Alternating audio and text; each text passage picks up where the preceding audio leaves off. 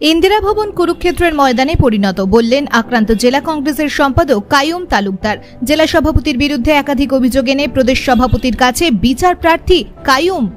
করিমগঞ্জের ইন্দিরা ভবন এখন আর কংগ্রেসের জেলা কার্যালয় নয়, বরং একটি কুরুক্ষেত্রের ময়দানে পরিণত হয়েছে বলে বিস্ফোরক অভিযোগ তুললেন জেলা কংগ্রেসের সম্পাদক আব্দুল কাইয়ুম তালুকদার।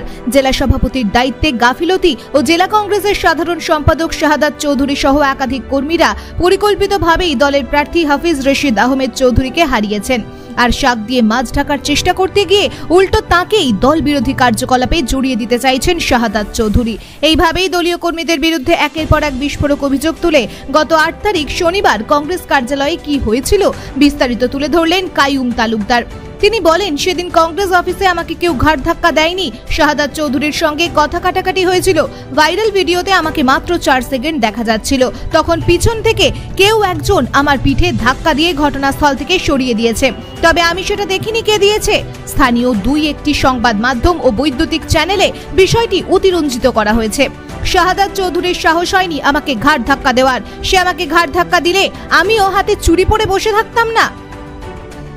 এই নিয়ে তার বাসভবনে এক সংবাদ সম্মেলন ডেকে বলেন, যদি আমি দল বিরোধী কাজ করতাম তাহলে কেন এতদিন শোকজ নোটিশ দেওয়া হলো না? জেলা কমিটির সভায় সভাপতির পরিবর্তে শাহাদাত চৌধুরী কেন আমাকে জবাবদিহি করলো, তাও সভা শেষে? আমি দল বিরোধী কাজে জড়িত থাকলে নির্বাচনের ঠিক ৪ দিন পূর্বে অর্থাৎ ২২শে এপ্রিল জেলা কংগ্রেসের কর্মকর্তারা আমার ঘরে এসে পুনরায় কেন আমাকে জেলা কংগ্রেসের সম্পাদক হিসেবে মনোনীত করে মনোনয়নপত্র দিলেন? তালুকদার আরো বলেন, কংগ্রেস অফিসে গ্রামের কর্মী ও বিশেষ করে সংখ্যালঘু কর্মীদের ঠেলা ধাক্কা নতুন কিছু নয়। এর আগেও সৈয়দ জাহান, কার্যালয় সম্পাদক ফয়েজ আহমেদ, দক্ষিণ করিমগঞ্জের বিধায়ক সিদ্দিক আহমেদ সহ অনেক সংখ্যালঘু কংগ্রেসীদের হেনস্থার শিকার হতে হয়েছে। তবে সেই সময় জেলা সভাপতি সতু রায় ছিলেন একজন বিচক্ষণ রাজনীতিবিদ ও সংগঠক। তিনি তৎক্ষণাৎ বিষয়গুলো মীমাংসা করে ফেলতেন। যেই থেকে সতুবাবু ইন্দিরা ভবন ছেড়েছেন এবং রজত চক্রবর্তী কংগ্রেসের সভাপতি হয়েছেন, সেই থেকেই কংগ্রেস কার্যালয় মাথাপিতাহীন হয়ে পড়েছে। প্রদেশ সভাপতির কাছে এই নিয়ে তিনি বিচার প্রার্থী হন, নতুবা আগামী দিনে আইনের দ্বারস্থ হবেন বলেও জানান কাইয়ুম তালুকদার। হুঙ্কার দিয়ে বলেন, যদি আমার এই বিষয়টি মীমাংসা করে না দেওয়া হয় তাহলে লাতু এলাকায় কংগ্রেস কিভাবে আর কোন সভা সমিতি করে সেটা আমিও দেখে নেব। Bureau report, Barak 10 TV. Karimganj জেলা কংগ্রেস কমিটির সেক্রেটারি কাইয়ুম তালুকদার। গতকালকে আমার সাথে যে নিন্দনীয় ব্যবহার করিমগঞ্জ ইন্দিরা ভবনে হয়েছে, তার প্রতিক্রিয়া হিসাবে আমি আজকে কিছু কইতেছি। আমার নিমন্ত্রণ আইছে, অফিসে মিটিং আছে, যার জন্য আমি গিয়ে অ্যাটেন্ড করছি। মিটিং শেষ মুহূর্তে আমি জেলা সভাপতিকে সম্বোধন করিয়া চাইছি যে আমাকে 1 মিনিট কথা কইতে দেওয়া হোক। তখন বর্তমান এমপি প্রার্থী জনাব হাফিজ রশিদ আহমদ সাহেব তাইন কইছেন যে এই মুহূর্তে সম্ভব নাই, অন্যদিন কইবার আজকে খুবই তাড়াহুড়া আছে, আমি গড়ে যেতাম। এই মুহূর্তে সভা শেষ হয়ে গেছে গিয়া, প্রায় সবই নিচে নামিয়া গেছেন গিয়া। আমিও নিচে নামার পথে দরজা থেকে প্রায় 5 ফুট উপরে আসিলাম দূরে। ওইখানে তখন দেখছি আমি শোভন আদর চৌধুরী, যে শোভন চৌধুরী নামে পরিচিত, উনাকে তখন আমি জিজ্ঞাসা করলাম, ভালো আছেন? ওই হাতটা দিলাম হাত মিলানোর জন্য। উনি গর্জিয়ে উঠিয়ে আমাকে বললেন, আপনি আর সাথে হাত কেন মিলাবো? আপনি লিখেছেন 10 থেকে 15,000 ভোটে বিজেপি লিড করবে। তখন আমি বললাম, আপনার ডিস্ট্রিক্ট সভাপতি আছেন, উনি জিজ্ঞাসা করবেন, আপনি আবার কে আমাকে এটা জিজ্ঞাসা করবেন? তখন উনি গর্জিয়ে উঠলেন। গর্জিয়ে ওঠার পরে, তুমি তুমি তুমি কংগ্রেস করো না, বিজেপি করো। আমি তখন বললাম যে তোমার এটা দেখার কোনো অধিকার নাই, আমি যাচ্ছি, আমার কাছে এত সময় নাই তোমার কাছে সাথে তর্ক করার। না আপনি দাঁড়ান। না আমি দাঁড়াবো না, তুমি কংগ্রেস করো, আমি যাচ্ছি। এই আমি রওনা দিয়ে দিছি। ভিডিওতে দেখবেন আপনি, আমার 1 পাও আগে চলে গেছে, লক্ষ্য করে দেখবেন। তখন আমাকে পিঠের মধ্যে একটা ধাক্কা দিয়েছে। আমি তখন ঘুরিয়ে দেখি না, এই ভাবছি হয়তো মধ্যস্থ অনেকরা আসছে এটা মিটমাট করে দেওয়ার জন্য।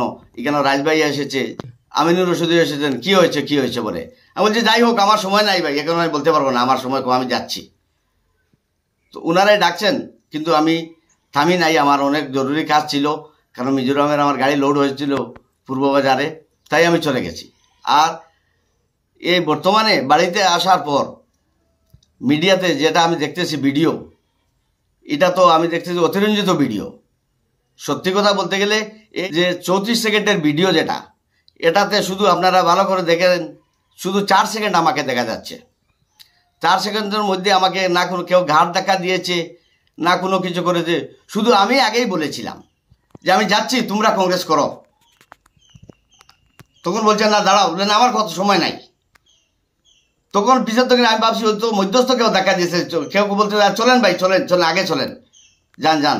তো অন্য কেউ দেখা দিয়েছে, আমি তো দেখি নাই যে শোভন চৌধুরী আমাকে ধাক্কা দিচ্ছে। যদি শোভন, আমি জানতাম শোভন চৌধুরী আমাকে ধাক্কা দিচ্ছে, তাহলে আমিও চুড়ি লাগাই নাই, আমিও মর্দের বাচ্চা। আমি তো এরপরে চলে এসেছি, বাড়িতে আসার পরে ভিডিওটা দেখলাম। তাই আমার মিডিয়া বন্ধুদের কাছে আমার বিনম্র একটি দুঃখ ওনাদের কাছে, যে ওনারা যে অতিরঞ্জিত করে গাড় ধাক্কা শব্দটি বলেছেন, তা আমি ভীষণ দুঃখিত। এই অতিরঞ্জিত গাড় ধাক্কা আপনারা দেখতেছেন ভিডিওর মধ্যে, হাতটা ফিটের মধ্যে, গাড়ের মধ্যে না, তাহলে অতিরঞ্জিত করাটা ঠিক নয়।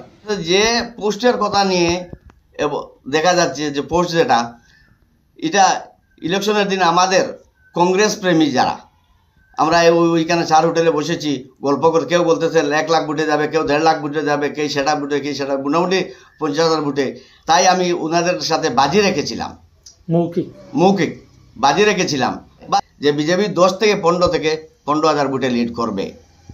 তার কারণ হচ্ছে করিমগঞ্জ, এই আমার আইডিয়াটা হচ্ছে এখান থেকে, করিমগঞ্জ জেলা কংগ্রেস কমিটি ওনার সাথে তেমন যোগাযোগ দেখছি না, 1 নম্বর হচ্ছে। 2 নম্বর হচ্ছে আমার লাতুতে যে এজেন্ট যারা ছিল, এদের কোনো অভিজ্ঞতা ছিল না, যার কারণে আমার সন্দেহ হচ্ছে এখানে সাইলেন্ট রেকিং হয়েছে।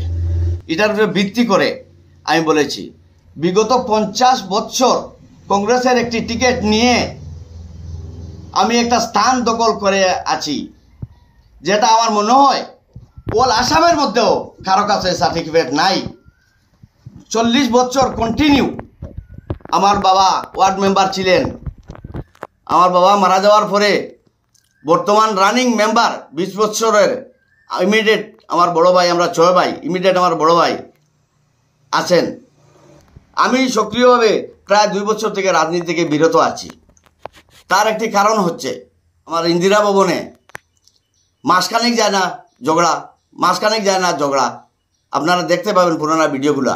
আমার আগে আমি যেটা শুনেছি, সত্যমিতা সম্পূর্ণ বলতে পারতেছি না, এর আগে আমার সৈয়দ জাহান এই ধাক্কা মুক্কা খেয়েছেন। বিগত কিছুদিন আগে ওই সংখ্যালঘু সম্প্রদায় আমার ফয়েজ ভাই জেনারেল সেক্রেটারি, উনিও ধাক্কা মুক্কা খেয়েছেন। এর আগে তাও শুনেছি বর্তমান দক্ষিণ করিমগঞ্জের এমএলএ সিদ্দিক সাহেব নাকি উনার উপরে ধাক্কা মুক্কা হয়েছে। তো কংগ্রেস ভবনটাই হচ্ছে ধাক্কা মুক্কার ভবন, যার দরুন আমাদের দলের এই অবস্থা, বর্তমান যে অবস্থা দলের। আর বিশেষ করে সতুবাবু যখন ছিলেন প্রেসিডেন্ট, উনি যে কোনো জিনিস হ্যান্ডেল করতে পারতেন, সামাল দিতে পারতেন। যদিও মতানৈক্য হয়, উনি সবই হ্যান্ডেল করে আপুসের মধ্যে মিটমাট করে দিয়ে দিতেন। আর এই যে শোভন চৌধুরীর সাথে আমার গত এমপি ইলেকশনে, অর্থাৎ স্বরূপ দাস যে সময় এসেছিলেন, তখন বরাকের ইনচার্জ ছিলেন পঙ্কজ বরবরা সাহেব। ডায়েসে প্রেস মিটে ছিলেন কমলকা বাবু সহ, আমার সতুরায় মহাশয় সহ। তখন কমলকা বাবু ডায়েস থেকে আমাকে ইশারা করেছিলেন একটি পেন দেওয়ার জন্য। তখন আমি একটি পেন সংগ্রহ করে ডায়েসে গিয়ে উনাকে পেন দিয়েছি। প্রেস মিটের শেষে তখন এই সাজেদ চৌধুরী, যার নাম স্বপন চৌধুরী, উনি আমাকে কানে কানে বললেন যে মঞ্চে ওঠার আগে আমাদের অনুমতি নেবেন। তখন উপস্থিত ছিলেন পঙ্কজ বরবরা, সতুরায় মহাশয়, বিধায়ক কমলাকুদে পুরকাস্ত। তখন আমি গর্জিয়ে বলেছিলাম, যেটা সত্য, আমি কোনোদিন অতিরঞ্জিত করে কথা বলি নাই। আমি how dare you say that, what do you mean, গর্জিয়ে বলেছিলাম তাকে। তখন সে বলেছিল আওয়াজ নিচে করে। তখন আমি আরো গর্জিয়ে বলেছিলাম, তুমি কে, তোমার বয়স কত, কংগ্রেস কতদিন থেকে করছো, আমি কোনো গর্জিয়ে বলেছিলাম। তখন আর সাউন্ড হয় না। তখন পঙ্কজ বরবরা সাহেব আমাকে জড়িয়ে ধরে বিল্ডিংয়ের নিচে এসে গাড়িতে বসিয়েছিলেন। পোস্টটা আমি করেছিলাম ভোট গণনার 2 দিন পরে। সেই পোস্টারে আমি লিখেছিলাম, বুটের দিন বিকালে লাতুর রাজনৈতিক আসরের দোকানপাটের দেওয়ালে বাজি ধরে, অর্থাৎ আমরা সবই কংগ্রেসে ছিলাম, এখানে চা মিষ্টি বাজি হয়েছে, বাজি ধরে লিখে রেখেছিলাম 15 থেকে 20,000 বুটে জয়ী হবে বিজেপি, ব্যাকেট কেডিপির তত্ত্বাবধানে ছিল। কিন্তু দুঃখিত, সত্য কথা বলতেই দল বিরোধী হয়ে যায়, সত্য কথা বলেই দল বিরোধী হয়ে যায়। আমি মনে করি সত্যকে সত্য আর মিথ্যাকে মিথ্যা বলতে মনুষ্যত্ব প্রকাশ পায়।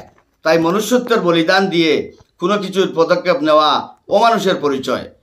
তা কোরআন ও গীতা তার সাক্ষী।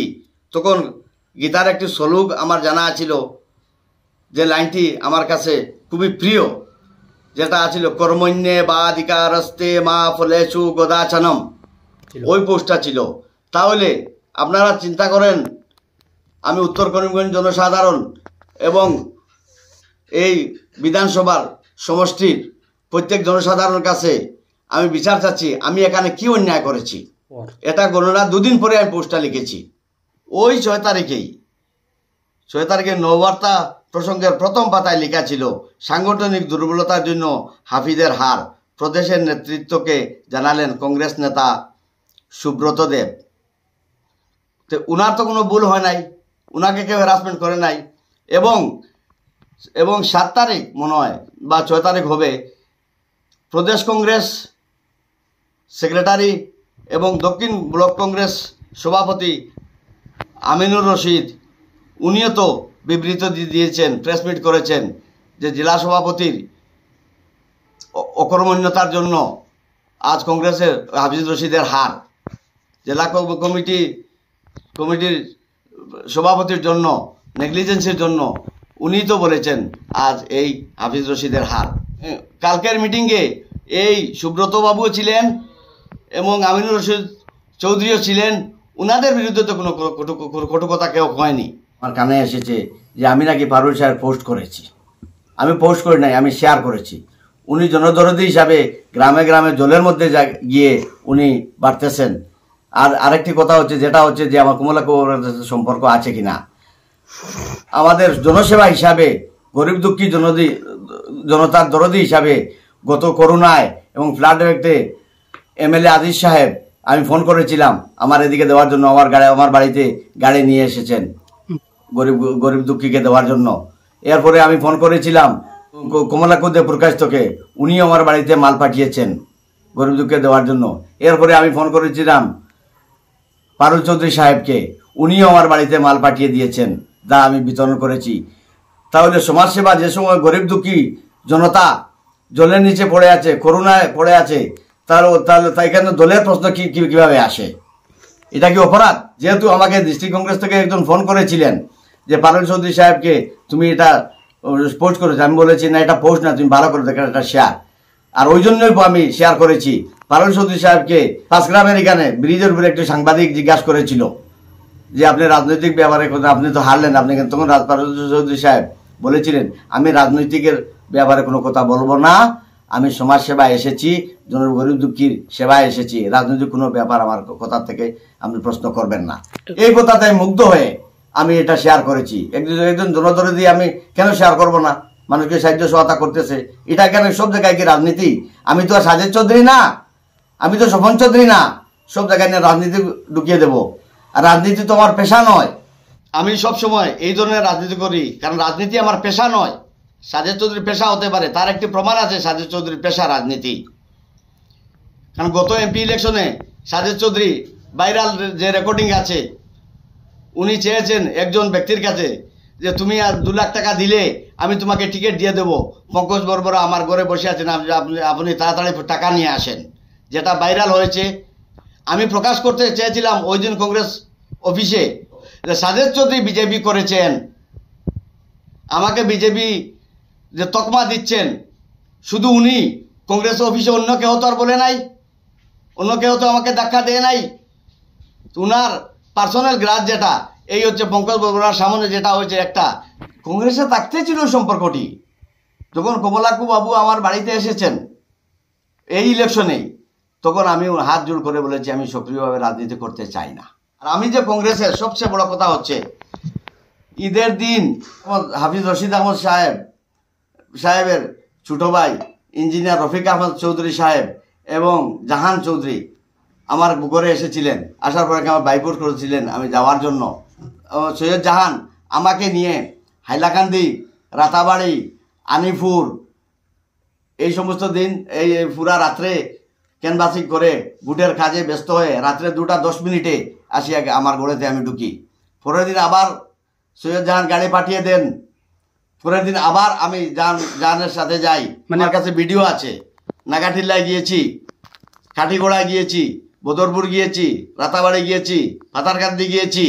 না আমি কোনো দল বিরোধী কাজ করি, আমার ভিডিও প্রমাণ হচ্ছে। জাহান যদি মুখে না বলে, যদি সাদেক চৌধুরীর দাম বেশি থাকে, তার কাছে ম্যানেজ হয়ে যায়, তাহলে আমার কাছে ভিডিও আছে। আমার একটি দুঃখ ছিল, হাফিজ রশিদ আহমদ সাহেব, আমার মামা হুসেন চৌধুরী সাহেব এবং ইঞ্জিনিয়ার রফিক আহমদ সাহেব এবং সৈয়দ জাহান, উনাদেরকে আমি বলেছিলাম কিছু সংখ্যক লোক আপনার মঞ্চে আছে, যার জন্য আমি ওই মঞ্চে যাব না। এবং আমি একটা পোস্টও করেছি, দানে চাউলে খাওয়ার অভ্যাস নাই আমার। আমি আবার পোস্টও করেছি এটা, যে এটা পোস্ট করেছি, আমি পোস্ট কাটবো না, কোনোদিনও ডিলিট করব না, গর্বের সাথে বলছি। আমি পোস্ট করেছি যে ওরা নীলামবাজার মুখ্যমন্ত্রীর প্রোগ্রামে ছিল, ডিস্ট্রিক্ট লাইব্রেরি ছিল, আবার রাত্রে হাফিজ রশিদ সাহেবের মিটিং ছিল নয়াবাজারে। আমি পোস্ট করেছি যেটা করেছি। এবং আমার জানা মতো যেটা ওনারা হচ্ছে, আমি ওই সময় লিখেছিলাম যে ওরা কমলাকু বাবু পুরকাইস্তের প্রোডাক্ট মনে করি আমি। যদি আমি দল বিরোধী কাজ করি তাহলে আমাকে সকজ দেওয়া হয় না কেন? জেলা সভাপতির গাফলতির জন্য কালকে এই ঘটনাটা হয়েছে আমি মনে করি। এবং আমি কংগ্রেস অফিস থেকে নিচে আসার 1 ঘন্টা পরে আমি জেলা সভাপতিকে ফোন করেছিলাম, বলেছিলাম আমি কাইয়ুম তালুকদার বলতেছি। নামটা শুনে উনি আমার ফোনটা কেটে দিয়েছেন। যে প্রধান বিচারপতি যদি বিচার করা সম্ভব হয় না, তাহলে কার কাছে বিচার প্রার্থী হব? তাই আমি মনে করি করিমগঞ্জ সতুবাবু থাকা অবস্থায় করিমগঞ্জ ডিস্ট্রিক্টে যদিও হানাগুনা কিছু হয়েছে, উনি হ্যান্ডেলিং করে নিয়েছেন, কিন্তু এখন পর্যন্ত প্রেসিডেন্ট আমাকে ফোন করেন নাই এবং লাইনটি কেটে दिएছেন। और गांव से जो भी आदमी कांग्रेस ऑफिस में जाता है, आज नहीं, आप लोग पहले से बहुत वीडियो देखे हैं आप लोगों ने, जो भी आदमी कांग्रेस ऑफिस में जाता है उन लोग डैश में उठने नहीं देते, उन लोगों का परमिशन लेना पड़ता है। आज तक कितना लफड़ा हुआ आप लोग देखिए। ये राजनीतिक मंच है या क्या लड़ाई का मैदान है? और किसी ने वीडियो भी देखा है, कांग्रेस ऑफिस को ताला लगा दिया, फिर भी उसके ऊपर कुछ नहीं हुआ। हाँ, अगर मैंने विरोध किया तो प्रेसिडेंट है, उनको सकस करना चाहिए। उन्होंने क्यों नहीं बोला? और किसी ने क्यों नहीं बोला? वो भी सेक्रेटरी है, मैं भी सेक्रेटरी हूं, उसको बोलने का क्या हक है? कल जब मैंने फोन किया था मेरे डिस्ट्रिक्ट प्रेसिडेंट को, तो उन्होंने मेरा आवाज सुन के फोन को काट दिया। तो मुझे तो पहले ही पता है उनकी तरफ से हैंडल नहीं हो रहा है डिस्ट्रिक्ट कांग्रेस। इसीलिए मैं स्टेट प्रेसिडेंट भूपेन बोरा साहब को मैं ये इतला दे रहा हूँ, अगर मैंने दल का विरोध में काम किए तो मुझे मेरा ऊपर एक्शन लेना जरूरी है। अगर मैंने नहीं किया तो इसका विचार विमर्श कैसे करेंगे, मैं उनके ऊपर छोड़ रहा हूँ। ये मैं प्रदेश कांग्रेस प्रेसिडेंट के साथ विनम्र के साथ मैं अपनी आग्रह करता हूँ, ताकि उनकी नज़र इस ध्यान पे पड़े और हमारी मसलात को हाल करे। ব্যক্তিগত ওই দিনগুলো ব্যক্তিগত গ্রামমূলক যে আমি মঞ্চে উঠে যাই, আমি ডিস্ট্রিক্ট লাইব্রেরির মঞ্চে উঠে গেছি, আমি রাহুল গান্ধীর প্রোগ্রামের মঞ্চে উঠে গেছি, এটাই হচ্ছে তার পার্সোনাল খুব। কালকে একটি আমি ধন্যবাদ দেই আমার সেবা দলের সভাপতি সন্দীপ নন্দী ভাই, উনি একজন দক্ষ লোক, উনিও কংগ্রেসের জন্য কাজ করেছেন, এটা সত্য। এবং বিকেকুরি ইউথ কংগ্রেসের বিকেকুরি প্রেসিডেন্ট, উনিও কালকেও সমাধান করার জন্য অনেক চেষ্টা করেছেন, আমি ওনাদের কাছে কৃতজ্ঞ। আমি তো আইনের দ্বারস্থ হব এটা 100%। দ্বিতীয়ত আমি দেখব যে লাতুতে কংগ্রেস সভা কে করে, এটা আমি দেখে নেব।